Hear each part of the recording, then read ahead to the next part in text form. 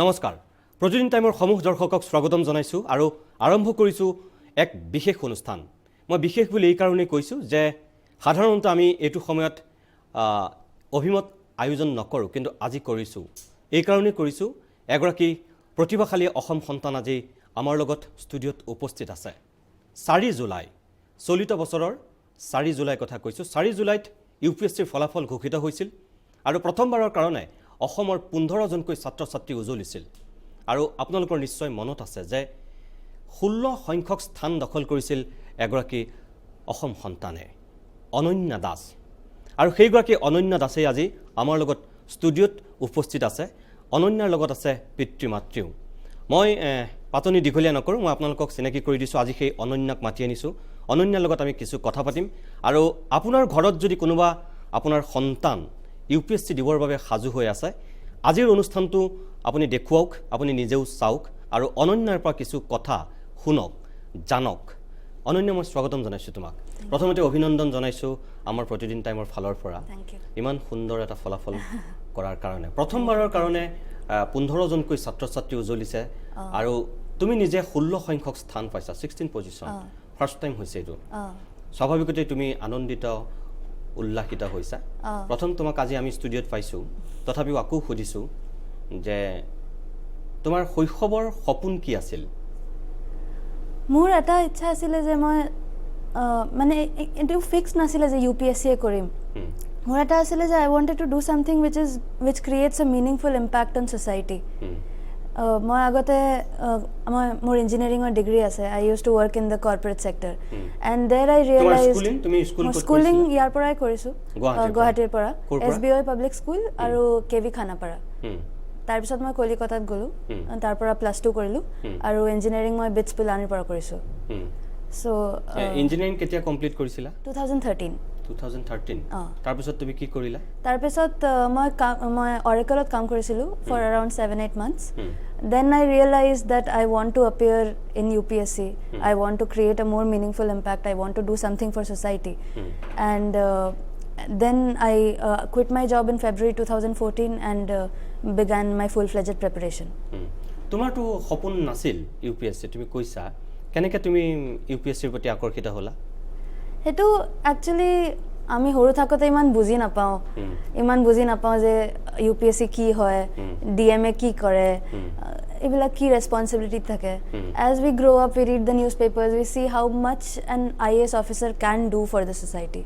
and so gradually more jatia I understanding to ahise more college or last year almost moi etu bhabisu aru I decided around that time that I want to appear so it was a progressive process it was not a decision that I suddenly made when I was 8 or I was 10 it was a process which was I took a well educated decision তুমি গুৱাহাটীত থকালৈকে সেই কথাখিনি ইমান ভবা নাছিলা নেকি বাৰু মই ইভেন জাৰ্নালিজমৰ কথা ভাবিছিলো at a point of time anything which I thought could create more I could do more for society and then I went into engineering plans never work out as we think they would so I went into engineering I went into the corporate world then I thought that I want to do something more and then UPSC came around তুমি যেতিয়া UPSC এক্সামৰ কাৰণে পৰীক্ষাটোৰ কাৰণে তুমি সাজু হৈছিলা তুমি তেতিয়া চাকৰি কৰি আছিলা কৰি আছিলো মই চাকৰি কৰি থাকতে মই তাৰ পিছত মই বুজি পালো যে এনেকে নহব more at least I needed a more focused preparation so I quit in February 2014 and I started that preparation তুমি কলকাতাত থাকি কৰিছিলা না মই মোৰ পেৰেন্টস এতিয়া জয়পুৰত আছে সো মই জয়পুৰত থাকি কেমা পঢ়িছিলো তাৰ পিছত মই দিল্লী গৈছিলো there I did coaching for my optional আৰু I appeared in December 2014 coaching কিমান দিন কৰিছা মই জুলাইৰ পৰা ডিসেম্বৰ লৈকে কৰিছো জুলাই 2014 to December 2014 যেতিয়া তুমি 4 জুলাইত ৰিজাল্টটো পাইছিলা ফলাফল পাইছিলা তুমি নিজে আশা কৰিছিলা যে তুমি 16 পজিশন পাবা বুলি No, I don't think anybody can be that sure. মই ভাবিছিলো I had hoped for a good rank but I had not even imagined 16 in the wildest of my dreams so no but it was a very pleasant surprise I think the best surprise that I've got in my whole life so yeah it is a heady feeling it sinks in slowly definitely তোমার জীবনৰ এটো এটা success তুমি নিজে কৈছা এটো আটাইতকৈ great moment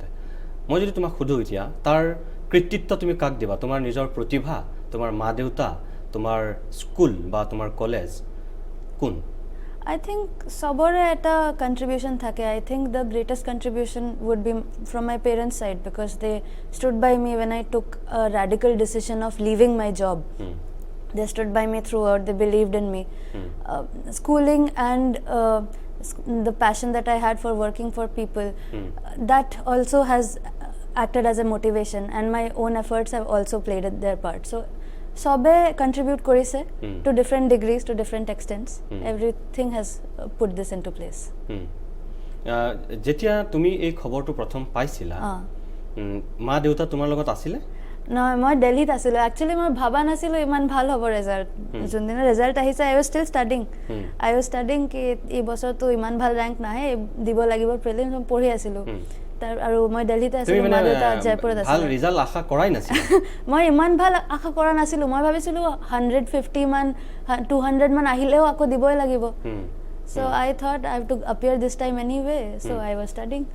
Then the result came out and I was very surprised. They were in Jaipur, I was in Delhi. So I called them up and they were also very happy. Then yeah. So তুমি ভাৰতবৰ্ষৰ ভিত্তিত হোৱা all India বেচিছত হোৱা এটা exam পৰীক্ষা তুমি 16 সংখ্যক স্থান পাইছা আমাৰ ইয়াত আমি দেখো যে মেট্ৰিকত মানে হায়াৰ সেকেন্ডাৰী বা এছএছএলসিত যেতিয়া ইয়াত ৰিজাল্ট দিয়ে তেতিয়া আমি দেখো যে কি পৰিবেশৰ সূচনা হয় যেতিয়া ষ্টেণ্ড কৰে স্থান পায় 20টাৰ ভিতৰত বা 10টাৰ ভিতৰত যেতিয়া স্থান পায় কি পৰিবেশৰ সূচনা হয় আমি ইয়াত দেখিছো তুমি সৰ্বভাৰতীয় পৰীক্ষাত উজলিছা তাকো আকৌ তুমি 16 নম্বৰ স্থান পাইছা নিশ্চিতভাৱে তুমি আমাৰ কাৰণে গৌৰৱৰ এক সন্তান বা প্ৰতিভা থ্যাংক ইউ যিসকলে আজি আমাৰ এই অনুষ্ঠানটো চাই আছে তোমাৰ পৰা বহুতখিনি তেওঁলোকে আশা কৰিব কিবা জনাৰ আৰু যিখিনি ভয় আছে শংকা আছে ইউপিএসসি যিসকলে বহিব বিচাৰে বিভিন্ন ধৰণৰ অসুবিধা থাকে বা সমস্যাৰ সন্মুখীন হয় তেওঁলোকে বহুত তোমাৰ পৰা এটা যোগাত্মক সহাৰি বিচাৰিব তুমি সেই সকলে যিসকলে ভয় কৰে বা শংকা কৰে ইউপিএসসি পাম জানো ইমান টাফ বা ইমান কষ্ট হ'ব তুমি নিজেও যেহেতু এবাৰো আকো দিবৰ কাৰণে সাজু হৈ আছিলা গতিকে আজি যেহেতু তুমি 16 নম্বৰ স্থান পাই পেলাই উত্তীৰ্ণ হলা তুমি এতিয়া গোটেই দেশ জুৰি খ্যাতি লভা এগৰাকী মানে ছাত্ৰী তুমি নিজৰ কৰ্মদক্ষতা এতিয়া প্ৰমাণ কৰিব লাগিব ছাত্ৰী হিচাপে প্ৰমাণ কৰিলা অনাগত দিনত কৰ্মদক্ষতা তুমি এটা প্ৰমাণ কৰিব লাগিব সেই গৰাকী ছাত্ৰীক মই এতিয়া সুধিছো তুমি সেই সকলৰ হৈ কি ক'বা মই এটো ক'ব বিচাৰো যে এনেকে ভয় খোৱাৰ একো কাৰণ নাই it is perfectly achievable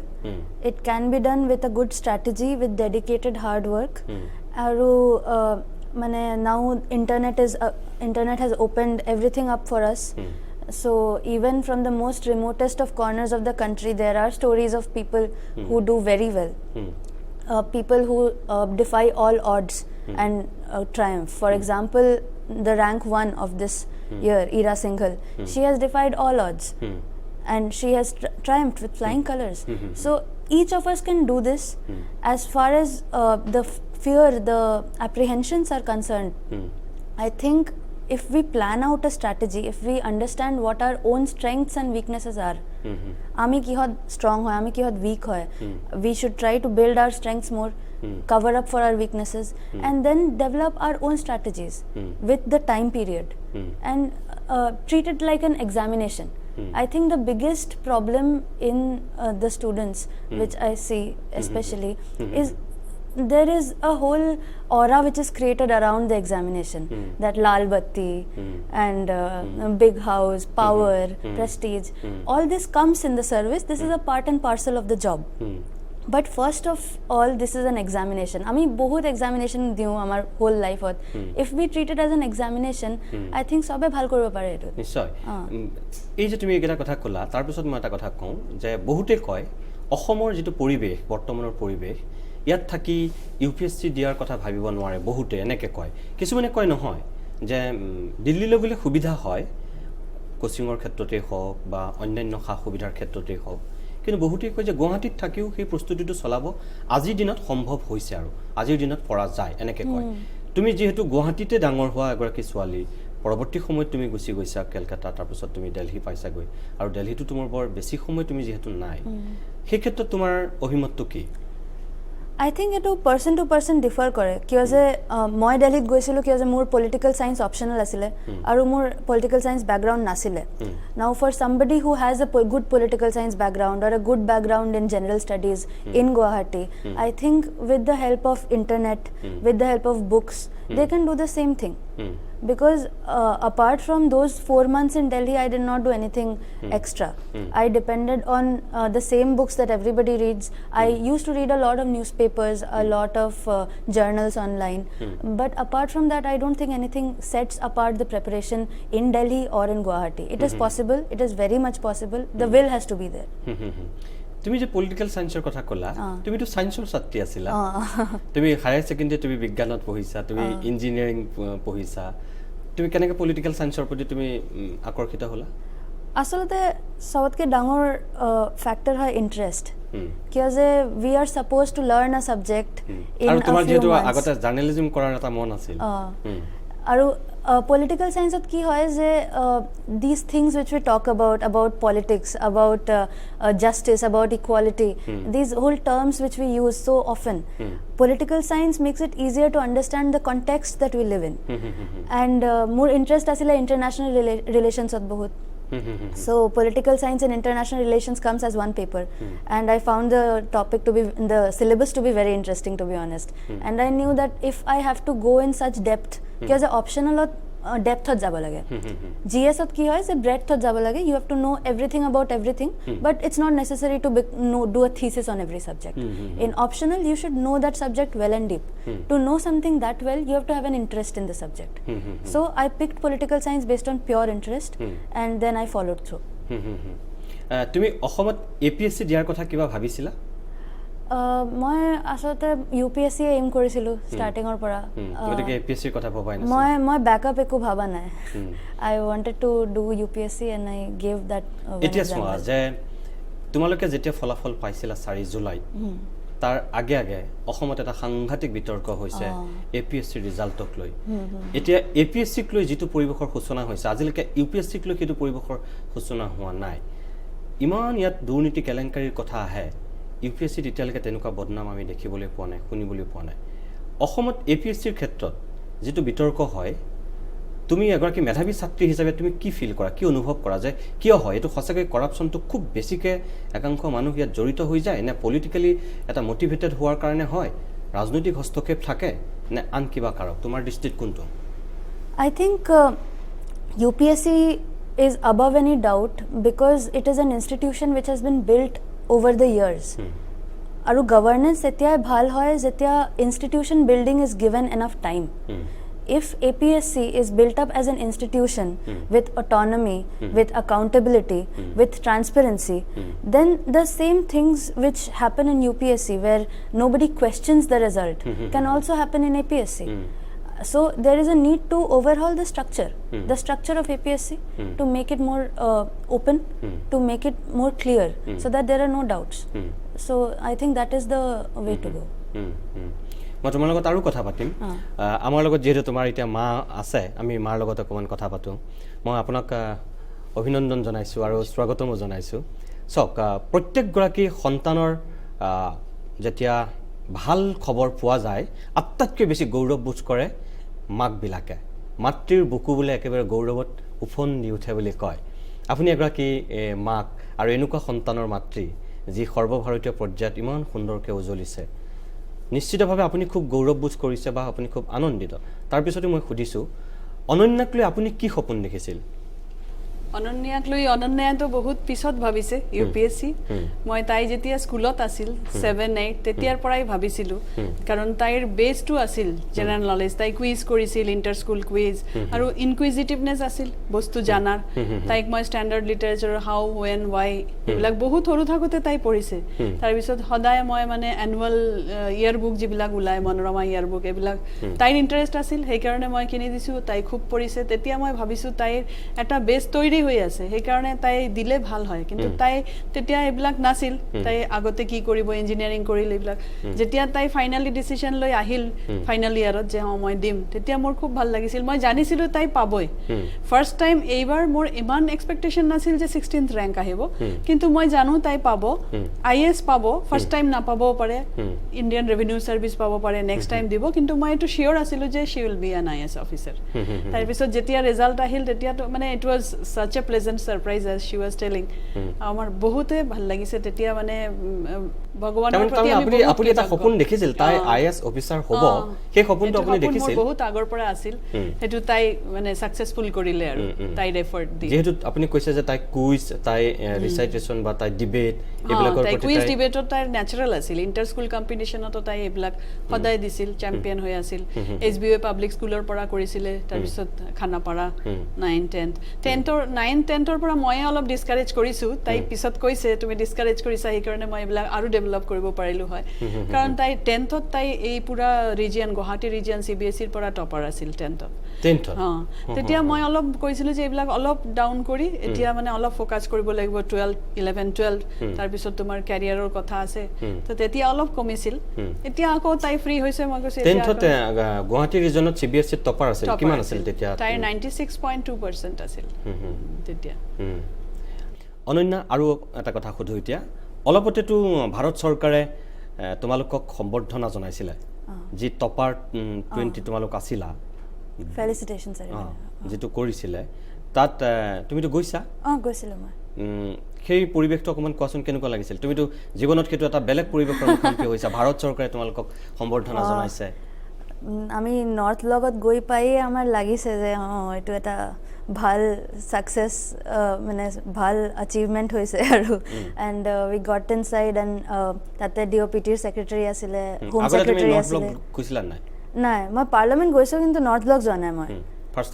first time গৈছো মই আৰু তাতে ডিওপিটিৰ সেক্ৰেটাৰি আছিল হোম সেক্ৰেটাৰি আছিল মিনিষ্টাৰ অফ ষ্টেট আছিল জিতেন্দ্ৰ সিং আৰু all the toppers wer present and they spoke to us and told us that we have a great responsibility ahead of us the achievement is an achievement but ahead of us lie many challenges to govern the country so it was a very good experience it was a good exposure I also got to meet a lot of other people toppers from our batch and it was an honor to be there এটা তুমি কেতিয়া কামত join কৰিবা I'm joining on September 7th foundation course begins in September এটা কি হ'ব তোমালোকৰ এতিয়া আমাৰ basically আমাক they'll have courses on economics law public policy all these things it happens in the academy in Mussoorie আৰু তাৰ পিছত if trekking হয় physical exercise হয় they want fit officer trainees so they have all these procedures which happen আৰু তাৰ পিছত ভাৰত দৰ্শন বুলি এটা program হয় where they take all the officer trainees on an all India trip so all the officer trainees visit different parts of the country get to know the culture the traditions of that part of the country and understand it better tar pisot then there is the whole process of district attachment where an officer trainee joins as a subdivisional magistrate and works with the DM of that district and then the final posting comes this goes on for around 1.5-2 years and then the final posting arrives তুমি এতিয়াতো তুমি এটা পৰ্যায় পাই গলাহি ইয়াৰ পিছতো মই যদি তোমাক খুদো তোমাৰ ইয়াৰ পিছৰ সপোনটো কি মই এতিয়া I just want to ensure that I am a good IAS officer I work well for whichever district whichever responsibility the government gives to me I do that well so I am hoping that I fulfill my standards of good governance so তুমি সোয়া তুমি এটা গুৱাহাটীৰ পৰা গৈ পেলাই তুমি বহু দূৰ পাবাগে গৈ পেলাই মোৰ কথাটো এনেকুৱা যে যিসকলে ইউপিএসসি দিয়ে বহুতৰ লগত যেটা আমি কথা পাতো তেওঁলোকৰ এটা সপোন যে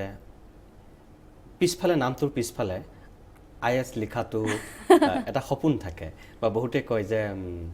জীৱনত ডিসি হ'ব পাৰিছো এটোৱে বহুত পুৱা মানুহ কয় তেনেকে কয় তুমিতো এতিয়া তাতকে বহুত ওপৰত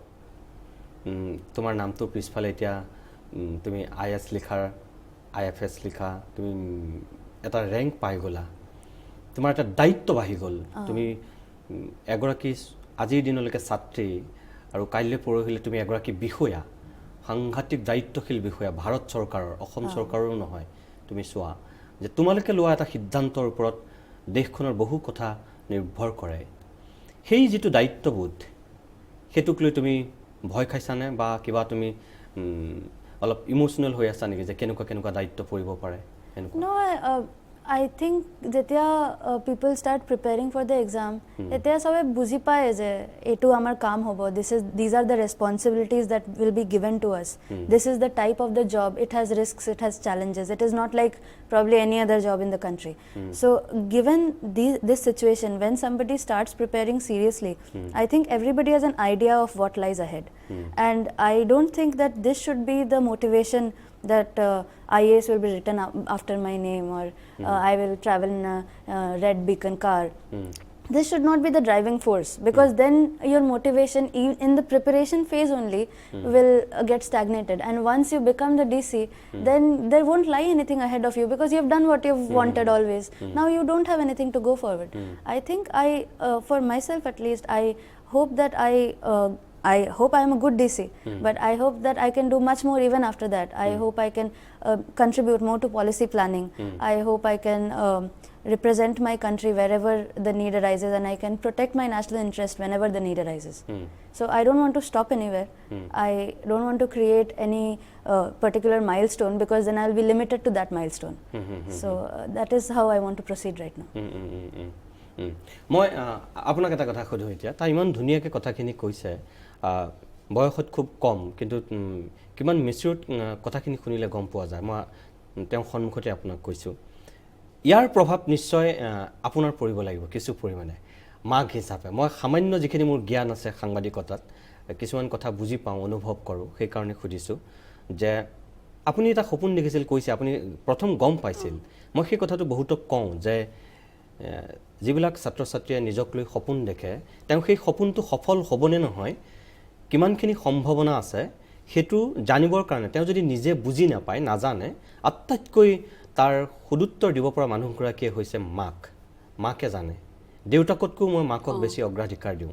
সেই আপোনাক সেই অগ্ৰাধিকাৰ দিয়ে মই সুধিছোঁ আজি তেওঁ বহুত দূৰ পাইছেগে আপোনাৰ এটা সপোন পূৰ হৈছে আপুনি যেনেকৈ তাইৰ প্ৰতিভাটো আৱিষ্কাৰ কৰিছিল এই কুইজ কৰা ছোৱালীজনীক বা ডিবেটিং কৰা ছোৱালীজনীৰ কিছুমান গুণ দেখিছিল তাই মেগাজিন তেতিয়াই পঢ়িব বিচাৰিছিল বহু আলোচনী আপুনি কিতাপ পত্ৰ গোটাই দিছিল আজিৰ যিচাম ছাত্ৰ ছাত্ৰী আছে সকলোৰে হাতে হাতে ফেচবুক হোৱাটছআপ এতিয়া টুইটাৰ বহু সময় তেওঁলোকে ব্যয় কৰে আপোনাৰ ছোৱালীয়ে সেইবিলাকত কিমান সময় ব্যয় কৰিছিল তাই এটো নহয় যে এইবিলাক কৰা নাই ফেসবুক তো খুব কম কৰিছে মোবাইলটো সদায় লগত আছে কিন্তু তাইৰ সবতকে প্লাস পইণ্ট যেটো হল কি শি ইজ ভেৰি ফোকাসড আৰু ডিটাৰমাইন্ড তাইৰ যেতিয়া ফোকাস থাকে আৰু ডিটাৰমিনেশন থাকে নাথিং ক্যান ষ্টপ হাৰ সৰুৰ পৰা তাই যে খুব বেছি ঘণ্টা লৈকে পঢ়া শুনা কৰিছে এটো নহয় যিখিনি পঢ়া শুনা কৰিছে সলিড টিভিও চাইছে সিনেমাও চাইছে কাৰ্টুন নেটৱৰ্কও চাইছে হেতুৰ কাৰণে এটা টাইম আছিল সেই কাৰণে হেতু চাব লাগে সেই কাৰণে তাই ইভিনিংত একদম লগে লগে পঢ়িব বহি গৈছে যিখিনি পঢ়িছে সলিড পঢ়ি তাৰ পিছত হেতুও কৰিছে তাইৰ সেপাৰেট ইন্টাৰেস্ট যেনেকে পৰীক্ষা শেষ হ'ব তাৰ 2-3 দিন আগৰ পৰা স্কুলৰ পৰা তাই কৈ দিয়ে যে পৰীক্ষা শেষ হ'ব এই ষ্টৰী বুকস মোৰ লাগে তাইৰ মানে এটো ষ্টৰী বুক ৰিডিং হৰুৰ পৰাই তাইৰ ৰিডিং হ্যাবিটটো খুব আছিল তো হেবিলাকতে তাইৰ এতিয়া হেল্প হৈছে যেটো যেতিয়া মই যেটো ভাবো ইউপিএসসিৰ এই পৰীক্ষা সাডেনলি কোনোবাই ডিসাইড কৰিলে আৰু পৰীক্ষাত বহি গলে নহয় এটোৰ কাৰণে বহুত বছৰৰ এটা প্ৰিপাৰেচন লেভেল লাগে নিজকে প্ৰিপেয়াৰ কৰা হেতু right from da school level এটো হয় যাৰ ইন্টাৰেষ্ট থাকিব বাহিৰৰ বস্তু পঢ়াৰ কোত কি হৈ আছে এটো ইনকুইজিটিভনেস থাকিব নিজকে অটোমেটিক্যালি প্ৰিপেয়াৰ কৰিব তাৰ পিছত গৈ এফৰ্ট দিলে হেতু লাভ হয় সেইকাৰণে হৰুৰ বেছি মানে কি 8-9 লেভেলৰ পৰা নিজকে এটা এটো থাকিব লাগে আৰু ন্যাচাৰাল ইনকুইজিটিভনেসটো থাকিলে কোনো চিন্তাই নাই এতিয়া ধৰক ইন্টাৰনেটৰ যুগ মই কিছু সময় পূৰ্বে কৈছো আজিৰ ছাত্ৰ ছাত্ৰীসকলে কিতাপতকৈ নেটত বেছি সময় দিয়ে কিবা এটা যদি তেওঁলোকক নজনা কথা জানিব বিচাৰে সকলোৱে আপোনাৰ নেটৰ সহায় লয় তেওঁলোকে গুগল সাৰ্চ কৰে তাৰ পিছত বিচৰা বস্তুটো তেওঁলোকে উলিয়াই লয় আগৰ যিসম মানুহ আছিল মই আপোনাকো তাত ভৰাই পেলাই যদি কওঁ আপুনি কেতিয়াও ইন্টাৰনেটৰ সহায় লবলগীয়া হোৱা নাছিল আপুনি কিতাপ মেলিছিল আপুনি যে ক'লে তেওঁ যথেষ্ট অধ্যয়ন কৰিছিল ই বুক নে আপোনাৰ আমাৰ ইয়াত থকা গ্ৰন্থ ই বুক নহয় এতিয়াও তাই কিতাপ পঢ়ে ষ্টৰী বুকছ যিবিলাক লেটেষ্ট আহিছে তাইৰ ইণ্টাৰেষ্ট তাইৰ ডিফাৰেণ্ট ইণ্টাৰেষ্টৰ কিতাপ পঢ়ে তাই যেতিয়া ট্ৰেভেল কৰে তাইৰ ছুটকেছত 90% কিতাপে থাকে ৰিডিং সেইটো নহয় কি কিবা চিলেবাছৰ বুক এতিয়াতো চিলেবাছৰ বুক পঢ়িছে লাষ্ট 9 মান্থছ তাইৰ পঢ়া শুনা তাইৰ বেলেগ আছিল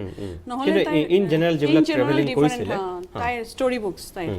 ৰিডিং হেবিটছ তাইৰ সদায় মানে সৰুৰ পৰাই আছে আৰু এইটো মেইনটেইন কৰি আছে তাই ফেচবুক হোৱাটছআপত কিমান সময় দিছিল ফেচবুক হোৱাটছএপত তাই টাইম নিদিয়েই লাষ্ট 1-2 বছৰটো ফেচবুকত মাজতেতো ডিএক্টিভেটে কৰা আছিল এতিয়া অলপ ফ্ৰী হৈছে এতিয়া ফেচবুক অলপ কৰি আছে ব্লগ লিখিছে ফৰ অল দ্য ষ্টুডেণ্টছ কেনেকে ষ্ট্ৰেটেজি হ'ব লাগে so even if she has used for some purpose just for the time killing she has never done that তাই ফেচবুক কৰে হোৱাটছএপ কৰে কিন্তু হেতুয়ে তাইৰ আল্টিমেট টাইম কিলিংৰ এটো নহয় তাইৰ টাইম মেইনলি যায় ষ্টৰী হেতু কৰাত তাই গ্ৰন্থৰ প্ৰতি কিতাপৰ প্ৰতি যেটো আগ্ৰহ হেতু অনাত আপোনাৰ অৰিহণা আছে হেতু অনাত তাইৰ দেউতাৰ অৰিহণা বেছি দেউতা কৰা আৰু তাইৰ দেউতা ইয়াতে কটন কলেজৰ ষ্টুডেণ্ট আছিল অল আসাম ডিবেট কম্পিটিশনত ফাৰ্ষ্ট হৈছিল আৰু তাইৰ সৰুৰ পৰা তাইক যেটো ডেভেলপ কৰিছে গ্ৰুমিং হেতু তেওঁৰ কন্ট্ৰিবিউশন আছে মোৰ পৰা তাই ষ্ট্ৰেটেজি কেনেকে আনসাৰ প্ৰেজেন্টেশন কেনেকে বেটাৰ হ'ব পাৰে হেতু মই যিখিনি ভাবো মই হেতু দিব পাৰিছো বাকি এইবিলাক ইন্টাৰেষ্ট ৰিডিং হেবিটস কুইজ ডিবেট হেতু তাইৰ দেউতাৰ পৰা পাইছে অনন্যা মোৰ এটা কথা জানি ভাল লাগিছে তুমি ডিবেট কৰিছিলা তুমি কুইজ কৰিছিলা ময়ো ডিবেট কৰিছিলো ময়ো কুইজ কৰিছিলো এটা সময়ত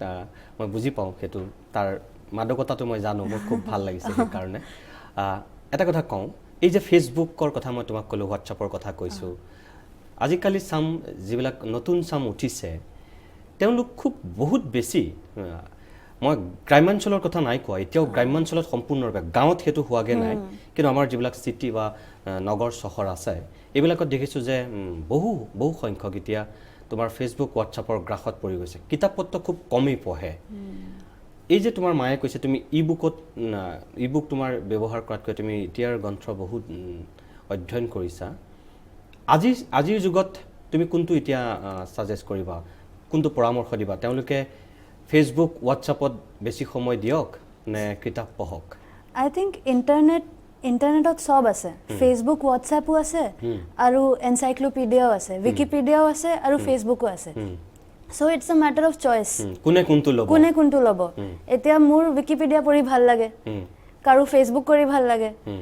hetu that's a I think it's a little bit of waste of time I think if you spend your whole life on social media you're practically living a virtual life and you're ignoring your real life challenges and your real life problems so Facebook is also good it's good for networking with people it's good for often a lot of news items come up in Facebook and a lot of people read that WhatsApp is good for keeping in touch with people who you can't always call so these things have a good side also but internet is not all about Facebook and WhatsApp moi ebook padha na but a lot of newspapers I used to read their e-papers so e-papers was very convenient for me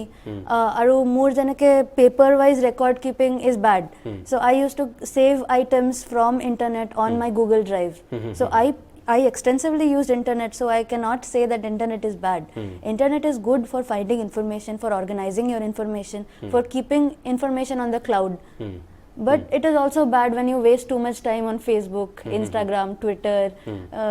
WhatsApp so there has to be a balance which you have to strike yourself this is what I would like to tell students তোমার মায়ে এইমাত্র কইছে যে তেও যিখিনি অৰিহণা আছে তাৰ উপৰঞ্চি তোমাৰ দেউতাৰ কথা কৈছে তুমি দেউতা কোৱা নে পাপা কোৱা মই নাজানো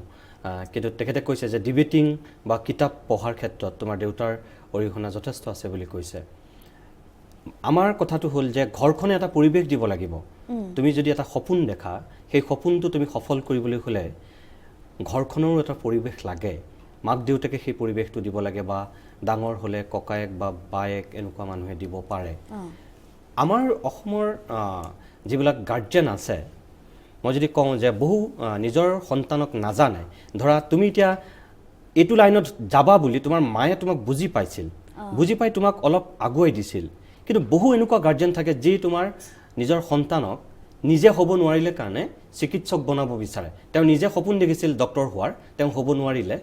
তেওঁ নিজৰ সন্তানৰ ডক্টৰ বনাব বিচাৰে নিজে এজন ইঞ্জিনিয়াৰ হ'ব বিচাৰিছিল নোৱাৰিলে তেওঁ ফেইল কৰিলে ফেইল কৰি পেলাই তেওঁ কি কৰে তেওঁ নিজৰ সন্তানক ইঞ্জিনিয়াৰ বনাব বিচাৰে তেনেকুৱা বহুত আমি অভিভাৱক অভিভাৱিকা দেখিছোঁ তোমাৰ মা তোমাৰ দেউতা তাতকৈ ব্যতিক্ৰম তোমাৰ প্ৰতিভাটো জানি পেলাই তোমাক সেই ধৰণে আগুৱাই দিছে তুমি ইঞ্জিনিয়াৰ হ'লাগৈও তাৰপিছতো কিন্তু তোমাক সেই সুযোগ সুবিধাটো দিছে ইউপিএছচিৰ কাৰণে এই কাৰণে দিছে যে তোমাক জানিছিলে বুজিছিলে সেইকাৰণে তোমাক সেই পৰিৱেশটো দিছে তুমি ভাগ্যৱান সেই ক্ষেত্ৰত কিন্তু বহু তোমাৰ নিচিনা আছে যি দুৰ্ভগীয়া ভাগ্যৱান নহয় সেই প্ৰতিভা আছে কিন্তু সেই সুযোগটো নাই পোৱা ঘৰখনে সেই পৰিৱেশটো নিদিয়ে দেউতাক মাকে সেই পৰিৱেশটো নিদিয়ে তেওঁলোকে জোৰ কৰে যে তই অমুক হ'বই লাগিব বা তুমি অমুক হ'বই লাগিব তাৰ ইচ্ছা নাই তাই ইচ্ছা নাই কিন্তু তাই বাধ্য ঘৰখনৰ কাৰণে তুমি তেনেকুৱা খবৰ জানা এইটো অসমতে নহয় মানে পুৰা ইণ্ডিয়াতে এইটো প্ৰব্লেম আছে মানে পেৰেণ্টছক এইটো বুজি পাব লাগে that every child has a different aptitude every child has his or her own strengths own weaknesses and so pushing a child towards a particular field is not going to help the child because the child will not do well in that field and then when the child does not do well it will not be easy on the parent so even for their own interests parents should understand that my child has an aptitude in this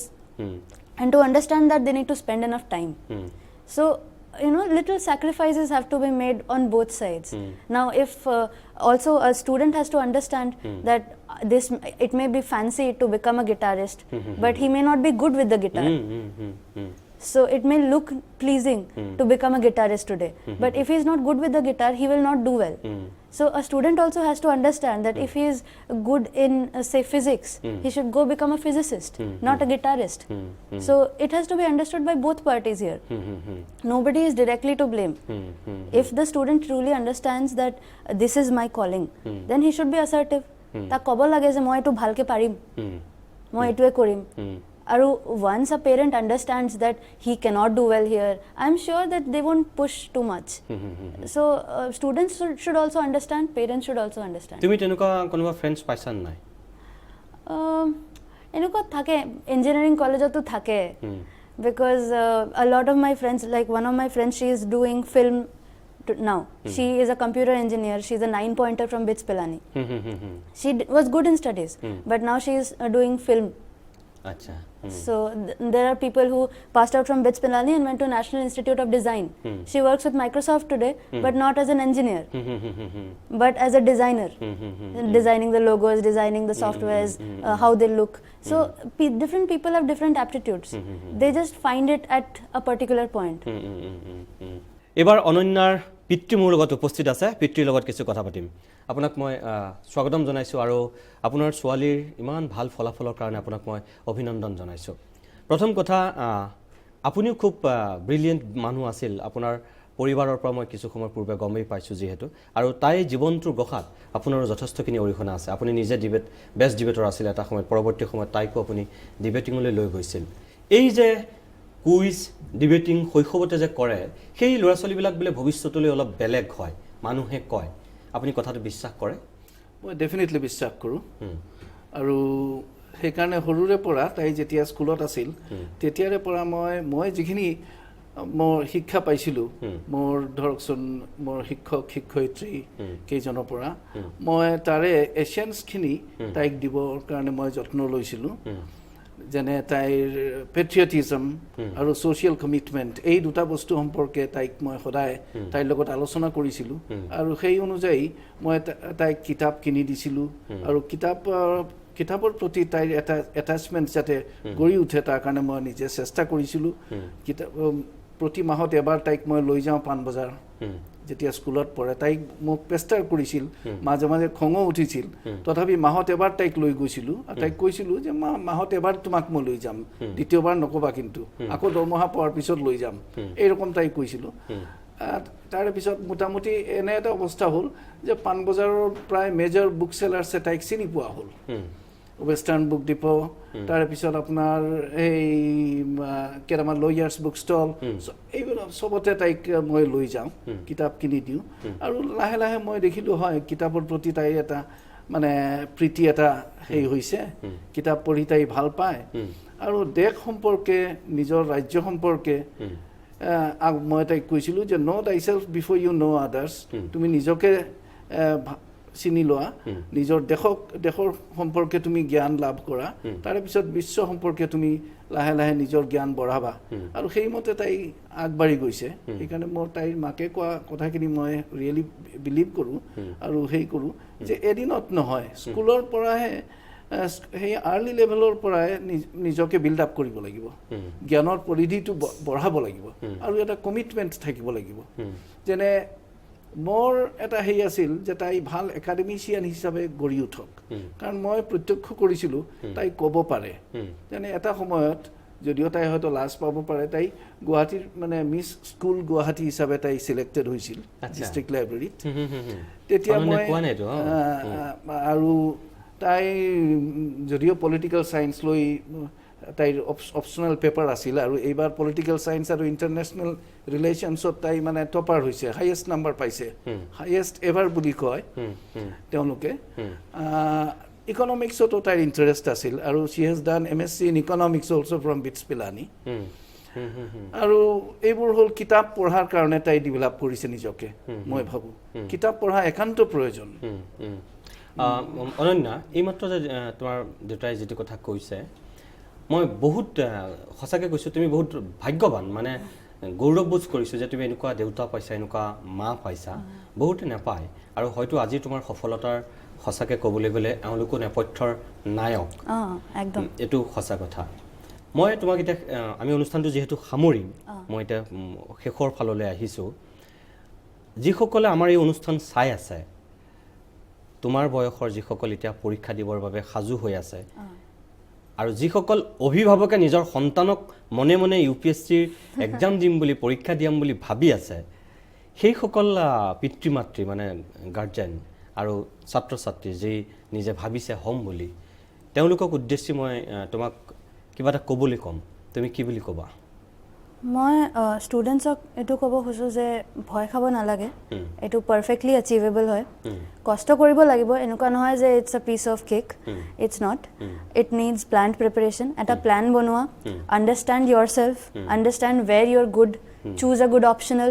and then proceed according to that plan, and analyse yourself at every step. You may face failure, but do not stop. Do not stop there. Understand why you failed and move ahead. আৰু পেৰেণ্টছক মই এইটো ক'ব খোজোঁ যে believe কৰিব লাগিব আপোনাক। You have to believe in your own child. It may take time, it may take a little bit of investment, but that belief should stay. And if the child strays, as a parent, you will try and tell him or her at every point. So I think self-belief, motivation, and dedicated hard work is the way out in this examination. এতিয়া মই বেলেগ কেইটামান কথা সুধিম, সৰুকৈ সুধিম। তুমি অসমৰ ভালপোৱা এগৰাকী ছাত্ৰী হিচাপে সুধিছোঁ, তোমাৰ দৃষ্টিত অসমৰ আটাইতকৈ ডাঙৰ সমস্যা কি আজিৰ দিনত? I think the problem is economic backwardness. The root of all our problems is economic backwardness. When there are enough resources in a state, when there is enough for everybody, then conflict is lesser. There is a lesser amount of tensions in the state. There is lesser amount of insurgency. So when we have a larger pie to divide between the people, then the problems reduce considerably, because everybody is happy. Everybody is happy with that allocation. So I think economic backwardness is our biggest problem. When we conquer that and we ensure that the development reaches every house, every person, and it is equitable, then all of our problems can be reduced. Narendra মোদীক লৈ গোটেই ভাৰতবৰ্ষ জুৰি এটা নতুন আশা দেখিবলৈ পাইছে মানুহে। বহুতেই এতিয়া তুমি মই কোনো পাৰ্টি বুলি কোৱা নাই, বিজেপি, কংগ্ৰেছ এইবিলাক মই নাই কোৱা তোমাক। বহু মানুহে কয় যে দীৰ্ঘদিনৰ মূৰত মোদী এগৰাকী নেতা ওলাইছে যি ভাৰতবৰ্ষক বিশ্বৰ দৰবাৰত এক সুকীয়া ৰূপে প্ৰতিষ্ঠা কৰিব। তুমি কি বুলি ভাবা? I think বিশ্বৰ লেভেলত, at the global level, international level, I think the past year has been good, the diplomacy has been good, and there is a lot of scope. Narendra Modi, PM Narendra Modi has turned out to be a promising candidate, and there is a lot of scope, there is a lot of belief of the people in the mandate that he has got, and he still has a lot of time, and I hope that he fulfills that mandate. বহু topper বিষয়া IAS বা IFS হোৱা মানুহ পৰৱৰ্তী সময়ত ৰাজনীতিলৈ আহে, ৰাজনীতি কৰে। তুমি ভৱিষ্যতলৈ কিবা পলিটিক্সত নমাৰ কিবা তোমাৰ এইম আছে, তুমি ৰাজনীতি কৰিবা? মই এতিয়াও ভাবা নাই ইমানটো ভাবা নাই। Right now I want to be a good bureaucrat. I will think about a politician's life later. তুমি বিউৰোক্ৰেটৰ লেভেলত তুমি কোনটো পৰ্যায়লৈকে যাবলৈ বিচাৰিবা নিজে? I don't think anybody thinks so much when they তোমাৰ এটা enter. সপোন, তথাপি তোমাৰ এটা সপোনৰ কথা সুধিছো। I want to see, there are different things which you can do as a bureaucrat. You can hope to become a chief secretary, you can hope to become a cabinet secretary, or you can hope to hold a constitutional post like a comptroller and auditor general or a chief election commissioner, or you may want to represent India in World Bank, ADB, IMF. There are different things which emerge in your career at different points. You may want to become the RBI governor. So IAS gives a wide palette of choices to every candidate who gets through. Now, if I think that I want to be this person, then I think I will be limiting my choices. Maybe 20 years down the line, I would like to be something else. So I don't want to limit my choices by thinking about a particular post or a particular,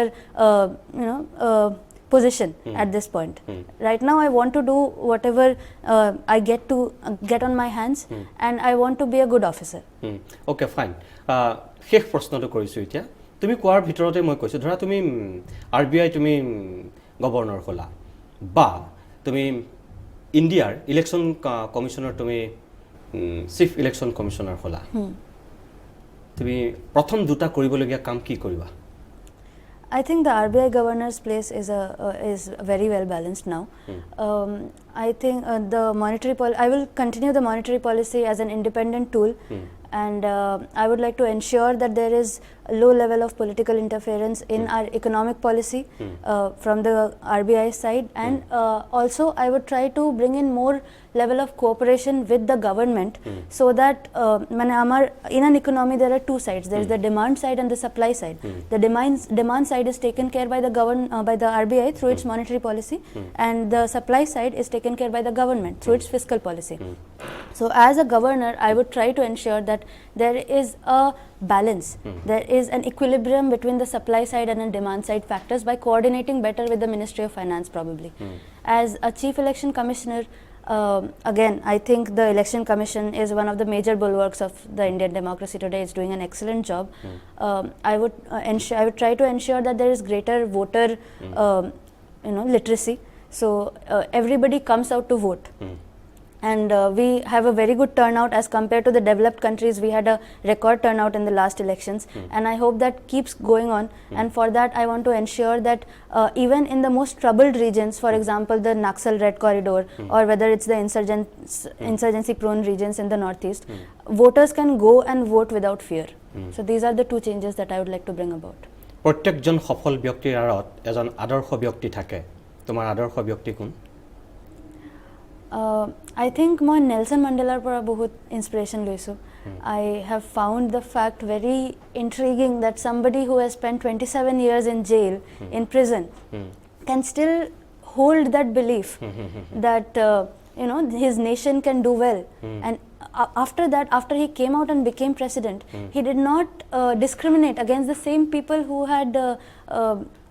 discriminated against him. He built a rainbow nation. So I find these traits about him very inspiring, and I hope I can believe in those ideals as the years go by. আমি অনুষ্ঠানটো সামৰিম। শেষত মই আপোনাকো ধন্যবাদ জনাইছোঁ, তোমাৰ মাকো ধন্যবাদ জনাইছোঁ। আমাৰ ইয়ালৈ আহি তুমি বেয়া পালা নেকি আজি? নাই, বহুত ভাল লাগিছে। মোৰ ভাল লাগিছে, কাৰণ তুমি আজি অসমৰ নহয়, তুমি দেশৰ সম্পদ। তুমি আৰু আগবাঢ়ি যোৱা, তোমাক লৈ আমি আৰু গৌৰৱ কৰোঁ। তুমি খুব টপ ৰেংকত থাকাগৈ গৈ আকৌ কেতিয়াবা এনেকৈ ষ্টুডিঅ'লৈ মাতি আনিম, আৰু তেতিয়া তুমি আজি তুমি চাকৰিৰ আগমুহূৰ্তৰ কথাখিনি তুমি কৈছা, আৰু ভৱিষ্যতলৈ তুমি চাকৰি কৰি থাকোঁতে এদিন তুমি মোৰ লগত এনেকৈ বহিব লাগিব, আৰু সেইদিনাখন তোমাৰ চাকৰিৰ অভিজ্ঞতা আৰু পৰৱৰ্তী সময়ৰ কিছু কথা আমি পাতিম। হ'ব? মই পুনৰবাৰ তোমাৰ জীৱনটো আৰু অধিক আগবাঢ়ি যাওক শুভেচ্ছা জনাইছোঁ। তুমি আৰু সঁচাকৈ আগবাঢ়ি যোৱা। মই প্ৰতিদিন টাইমৰ পৰিয়ালৰ ফালৰ পৰা হাৰ্দিক অভিনন্দন আৰু আন্তৰিক শুভেচ্ছা জ্ঞাপন কৰিছোঁ। এয়া আছিল আমাৰ লগত অনন্যা দাস, যিগৰাকী মেধাৱী ছাত্ৰী UPSC পৰীক্ষাত 16 সংখ্যক স্থান পাই জিলিকি উঠিছে, এগৰাকী সঁচাকৈ অসম সন্তান, যিগৰাকীক লৈ আমি গৌৰৱবোধ কৰিব পাৰোঁ। এওঁ আজি এনেকুৱা কিছু কথা কৈছে, মই যিসকল দৰ্শকে চাই আছে আপোনালোকক কওঁ যে আপুনিও বিচাৰে এনেকুৱা এগৰাকী সন্তান আপোনাৰ ঘৰত থকাটো। আৰু যিসকলে UPSC দিম বুলি ভাবিছে মই তেওঁলোককো কওঁ যে নিজৰ ওপৰত যদি বিশ্বাস থাকে, লক্ষ্য যদি নিৰ্দিষ্ট কৰা যায়, উদ্দেশ্য যদি মহান হয়, তেনেহ'লে ভগৱান সহায়ক হয়। অনন্যা হয়তো তাৰ উজ্জ্বল নিদৰ্শন। অনন্যা যিদৰে আগবাঢ়ি গৈছে, যিধৰণে জিলিকি উঠিছে, আমাৰ যিসকল পৰীক্ষাত বহিবলৈ বিচাৰি থকা, এতিয়াও সপোন দেখি থকা ছাত্ৰ ছাত্ৰী আছে, তেওঁলোকেও নিশ্চয় পাৰিব। খালি অনন্যাৰ দৰে কিছু কাম কৰিব লাগিব। ফেচবুকত, হোৱাটছআপত বেছি সময় দিয়াতকৈ তেওঁ যিখিনি কথা কৈছে, কিতাপত বেছি সময় দিয়ক, ইণ্টাৰনেটত বেছি সময় দিয়ক, তাতহে ধ্বংসাত্মক নহয়, সৃষ্টিমূলকভাৱে। আৰু যদি সেইখিনি কৰিব পাৰে, তেনেহ'লে আমি এনেকুৱা অনন্যা বহু পাম। ৰাজ্য গৌৰৱান্বিত হ'ব, ভাৰতবৰ্ষ গৌৰৱান্বিত হ'ব। আৰু সেই আশাৰেই অনন্যাৰ এই কথাখিনি সকলোৱে গ্ৰহণ কৰিব বুলি মই আশা কৰি আজিৰ অভিমত ইমানতে সামৰিছোঁ। নমস্কাৰ।